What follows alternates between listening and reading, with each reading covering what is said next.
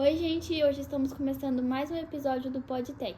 Hoje a gente vai conversar sobre o livro Quincas Borbas, que é um romance de Machado de Assis, publicado em 1891, e é uma das obras mais marcantes do realismo brasileiro.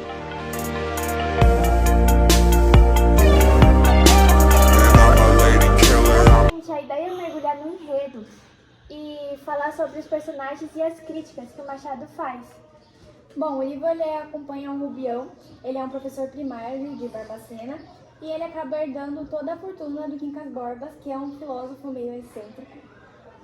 E ele, além da fortuna que ele recebe, ele também recebe uma grande parte da filosofia do Quincas Borba e do seu cachorro, que é o Quincas Borba também. E ele, depois disso, ele se muda para o Rio de Janeiro para tentar, assim, não entrar, mas participar ali da alta sociedade. Só que o Rubião, ele é ingênuo demais. Ele conheceu o Cristiano e a Sofia, um casal ambicioso que começou a manipulá-lo. Ele acabou se apaixonando pela Sofia, o que era meio obsessivo, meio preocupante. O Cristiano, ele começa esvaziando a fortuna do Rubião aos poucos. A narrativa mostra esse contraste entre a ingenuidade e a malícia social. O mais interessante é que durante a trajetória de Rubião, não é só algo social, mas também psicológico, né? Porque com o tempo ele vai entrando em delírio por conta de tudo que estava acontecendo e ficando paranoico, até ele perder completamente a sua razão. Você consegue perceber que Machado de Assis, ele acompanha muito essa trajetória do delírio de Rubião. Que isso dá um livro um caráter psicológico muito forte, né? E o final também ele é bem trágico, mas ele é irônico, porque o Rubião ele termina sozinho, ele termina louco, empobrecido, e mostrando que a fortuna que parecia uma bênção foi na verdade a ruína dele, a ruína da vida dele, que trouxe diversas coisas ruins para a vida dele. E Machado usa isso para criticar tanto a sociedade quanto a ilusão de ascensão fácil. E dá pra ver também que o Rubião ele é o centro de tudo, né? Basicamente, ele é o personagem principal. E é bom demais a gente perceber que, sendo um personagem principal, ele transmite também uma ingenuidade muito grande, porque ele acaba tendo amizade também, atraindo pessoas muito ruins pra vida dele, só por conta do dinheiro. Ele é quase uma pessoa que infantil, assim, de certa forma também. Sim. O Quincas Borbas, também, que é o personagem principal, ele é quase que um maluco, mas ao mesmo tempo ele é muito genial. Ele acaba criando o humantilismo e o personagem dele é um pouco simbólico, mas apesar de tudo, ele é um personagem muito forte e fundamental para a história. Sim. Já o cachorro, Quincas Borba, ele é apresentado como uma memória do filósofo, porque ele era dele e tem o mesmo nome que ele.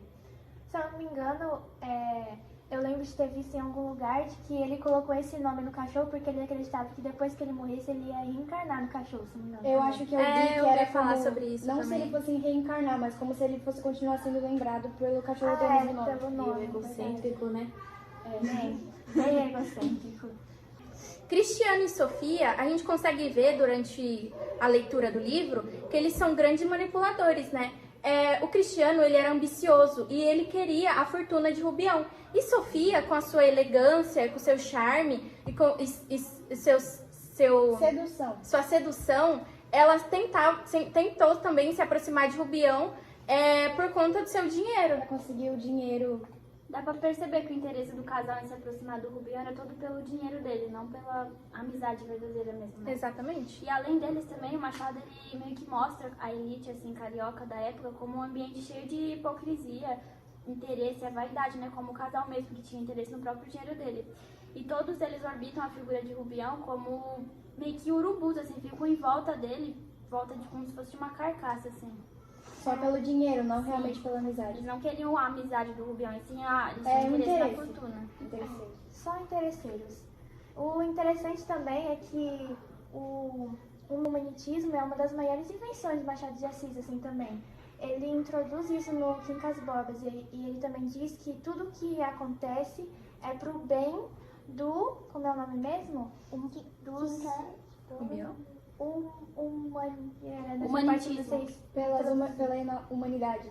Para o bem dos humanistas. Isso, humanistas. Para o bem dos humanistas. Que é basicamente quase como uma uma Sim. coisa meio abstrata, assim. Então, qualquer sofrimento, né, ou injustiça seria justificado como se fosse um benefício maior, né? É basicamente isso.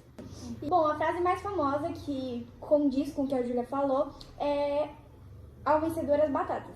É uma frase que é usada dentro do livro e ela aparece quando o Quincas Borba dá o exemplo dos famintos que disputam por batatas. O que sobreviveu venceu, e isso seria bom para os humanitas. E o Machado usa essa imagem para criticar a lógica de sobrevivência do mais forte. É uma sátira clara ao darwinismo e o humanismo. E ao positivismo, que estavam em alta lá no século XIX, mais ou menos, naquela época ali. Onde Machado ridiculariza a ideia de que a luta pela vida pode justificar qualquer desigualdade. Ele mostra como essa filosofia é absurda quando aplicada à realidade. E o mais irônico é que Rubião, ele acaba sendo vítima da sua própria teoria. Ele não herda somente o dinheiro, mas ele também herda essa filosofia, né? Sim. E Machado, ele usa o humanitismo também para dizer mais ou menos que é algo assim, que é cuidado com sistemas que parecem racionais demais, porque eles podem esconder interesses egoístas e as crueldades do... Sim, exatamente. O livro ele é basicamente uma crítica muito forte à elite carioca da época, que mostra como a riqueza é o suficiente para atrair várias pessoas puxa-sacos, né? Que querem sugar o seu dinheiro e basicamente não querem amizade com você, só querem te sugar de qualquer forma. E é um retrato bem, digamos que cruel ali da sociedade brasileira lá do fim do século XIX, se não me engano. Além disso também, o Machado ele se aprofunda no psicológico, né? Ele traz ali a loucura de Rubião, que não é só um detalhe do enredo. Ele se reflete a solidão, a perda de identidade e fragilidade. E diante desse poder, dessa ambição que todos querem ter o dinheiro que ele tem E ninguém quer ter a amizade verdadeira dele, né? tipo Ninguém isso. quer Eles querem tipo só o que ele tem, não o que ele é. Sim, sim. Bajuladores, basicamente, né? O que é impressionante é que, tipo, a gente ri em algumas situações, mas na verdade tudo isso é triste. Tudo. Então, é rir pra não Porque ele chorar, meio que né? nunca vai ter alguém de verdade ali ao lado dele, né? Que ele pode contar de verdade, porque sempre vai ser interesse ao dinheiro dele. Enquanto a gente lê o livro, a gente percebe que esse livro ele é um livro atual ainda.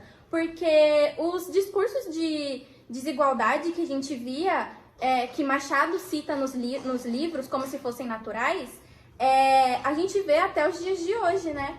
É muito visto até hoje em dia, como muitos romances dessa época se aplicam até mesmo no dia de hoje. Como se fosse algo comum essas desigualdades, né? Não só as desigualdades, mas também como essa coisa de querer o que os outros têm, tipo, não egoísmo, Cobiçar? mas cobiçar o que o outro tem também é muito visto hoje em dia, por exemplo. Inveja também. Inveja. A outra palavra mais simples, Tipo, inveja. ela comprou um celular novo e eu quero também aquilo lá, e aí eu quero cobiçar aquilo lá, entendeu? Sim, a grama do vizinho é sempre mais verde. Tipo, a inveja que eu tenho dele assim. Tipo, a Coca-Cola que ela tem. É mais gelada que a minha. Sim. Agora vamos falar de uma coisa que combina com qualquer momento, né? A nossa querida companheira. Ai, gente. Hoje tem pano, Duda, pega lá. É a emoção. É a emoção. É, emoção.